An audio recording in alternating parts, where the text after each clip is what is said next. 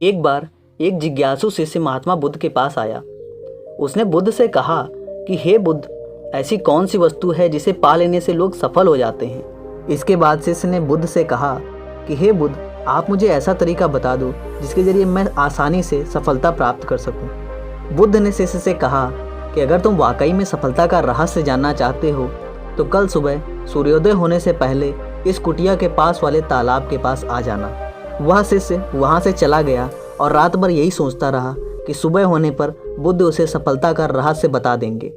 सूर्योदय होने से पहले ही वह तालाब के पास पहुंच गया। शिष्य ने देखा कि बुद्ध तालाब में स्नान कर चुके हैं। इसके बाद वे पूजा पाठ कर रहे थे। पूजा करने के बाद बुद्ध उस शिष्य को तालाब के पास रखे एक पत्थर पर ले गए और उसे तालाब में धक्का दे दिया। तालाब में गिरते ही शिष्य विचलित हो उठा क्योंकि वह पानी में तैरना नहीं जानता था। शिष्य ने अपना पूरा जोर लगाया और पानी में हाथ पांव मारने लगा। वह तेजी से चिल्लाने लगा, बचाओ बचाओ बचाओ। शोर सुनकर सारे शिष्य वहां पर पहुंच गए और अपने सहपाठी को डूबता देख सभी शिष्यों ने गौतम बुद्ध की मदद से उसे बाहर निकाल लिया। बाहर निकलते हुए शिष्य हांफते हुए बोला कि हे बुद्ध, मैंने तो आपसे सिर्फ सफलता का रहस्य पूछा था, आपने मेरे साथ ऐसा क्यों किया।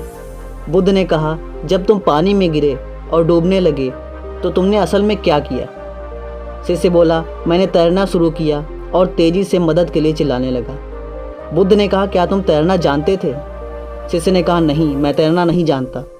बुद्ध ने कहा, तुम यह जानते थे कि तुम तैर नहीं सकते, फिर भी तुमने तैरने की कोशिश की और खुद को जीवित रखने का हर संभव प्रयास किया। तुमने ऐसा इसलिए किया क्योंकि उस समय तुम्हारा सबसे जरूरी काम यह था कि तुम अपना जीवन बचाओ। शिष्य बोला, हाँ गुरुजी, आपने सही कहा। बुद्ध बोले, यही सफलता का रहस्य है। जब तुम डूब रहे थे तुम्हारा ध्यान सिर्फ और सिर्फ अपनी जान बचाने और बाहर निकलने पर था। ठीक उसी प्रकार यदि हमारा ध्यान सिर्फ और सिर्फ अपने लक्ष्य पर हो तो हमें सफल होने से कोई नहीं रोक सकता।